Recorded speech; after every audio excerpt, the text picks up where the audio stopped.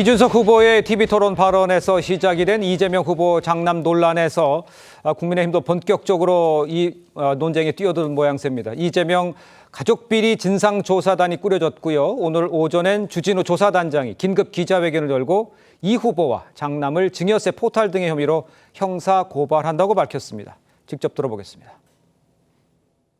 오늘 이재명 후보와 그 장남에 대해서 증여세 포탈 등 혐의로 대검찰청에 형사 고발합니다. 이재명 후보의 장남은 전 재산이 390만 원에 불과하고 고정 수익이 없습니다. 그럼에도 불구하고 2억 3,200만 원의 거액 규모의 도박을 했습니다. 단 하루에만 1,155만 원이 입금될 정도로 굉장히 큰 규모의 도박이었습니다. 대선 후보와 그 가족은 검증 대상입니다. 충분한 소명 기회를 줬음에도 불구하고 침묵으로 일관하고 있어서 고발을 통해서 진실을 밝혀야 합니다. 허 대변인, 그러니까 국민의힘의 주장은 이거는 수사를 통해서 확인을 꼭 해봐야 된다, 이렇게 말씀이신가요? 네. 이게 보니까 재난지원금을 해야 된다라고 주장한 그날 이재명 후보 아들의 그 도박 계좌에는 1,155만 원이 입금됐었다. 서민들을 위해서 재난지원금 해야 된다라고 붙이는 주장하는데 아들한테는 그런 일이 있어.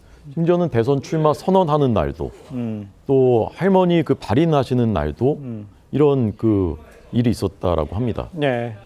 근데 이러면은 도대체 그 돈은 어디서 났느냐? 이게 법적으로 보면은 증여세 포탈에 해당할 수 있는 것이고, 그러니까 이것은 진실을 밝혀야 되는 것인데 그것이 그냥 저희가 정치 공세로 하는 것이냐, 선거 때문에.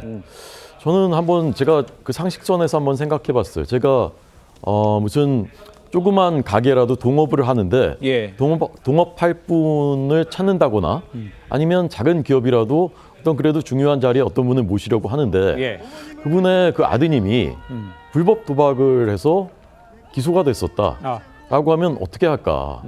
그분을 같이 일을 할까? 저는 되게 고민이 될 것 같아요.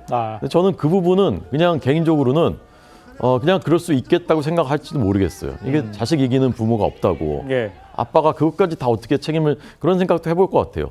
근데 거의 배설 수준의 댓글을 그 아들이 그런 그 쓴다. 그것을 내가 알았다.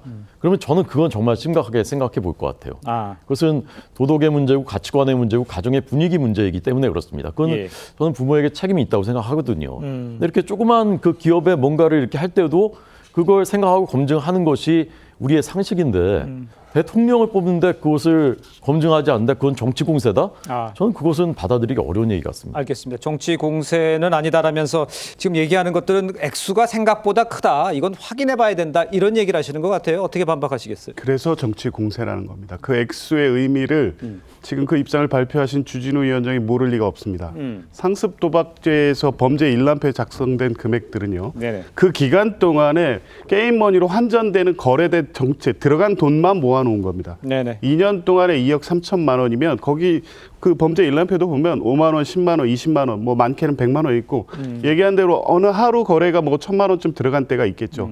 나온 돈은 거의 기재 안 됩니다. 그러니까 2억 3천만 원이 어느 순간에 목돈으로 게임의 어떤 시드머니처럼 잡혀 있고 그 돈이 뭐 그 계속 들어가는 게 아닙니다. 이 돈의 의미, 그러니까 이 도박금으로 쓰인 2억 3천만 원의 의미는 그런 겁니다. 그냥 학계 금일 뿐이기 때문에 이재명 후보의 측에서 부모가 자식에게 상당한 거금을 줘서 그게 도박자금으로 쓰였다, 이게 성립될 수 없다는 거를 모를 리 없는데도 불구하고 마치 상당한 금액을 증여세도 내지 않고 주고 그것을 도박자금으로 쓴 거 아니냐. 2억 3천만 원이라는 돈을 어떻게 만들어서 줬냐. 390만 원밖에 없는 그 아들이 그 돈은 부모님 외에는 받을 방법이 없지 않냐. 이렇게 단순 논리로 접근시키는데요. 이거 법 아시는 분들은 그거 아닐 거라는 거 다 알면서도 그러면서도 무슨 증여세 포탈이니 뭐 국세청 조사니 가족비리 진상조사위원회니 이렇게 하는 것은 그러니까 정치 공세인 거죠. 이거 모르면서 그런다고 하면 그렇게 의심해 볼 수 있겠네 그런 생각이 들 수 있습니다. 근데 예. 법조인들은 다 아는 내용이고요. 그래서 그 금액의 구성이나 범죄 일람표의 의미도 다 알고 있습니다. 예, 지금 말씀해주신 조기현 부위원장의 주장은 맞는 얘기입니까? 근데 어디를 잘 조기현 살펴봐야 되는 겁니까? 변호사님도 모르잖아요. 얼마나 네. 땄는지 모르잖아요.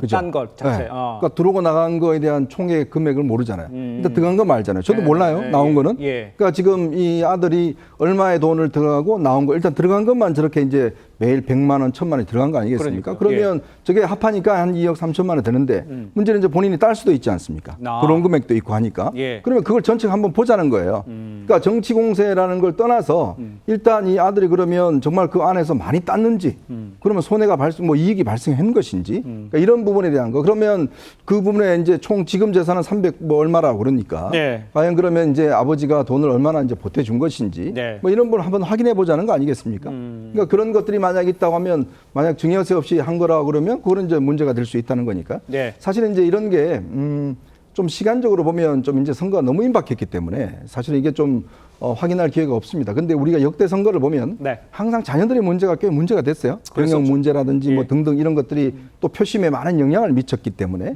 뭐 그런 차원에서 아마 이제 지금 국민의힘도 총력전을 펼치고 있는 게 아닌가 싶습니다. 알겠습니다.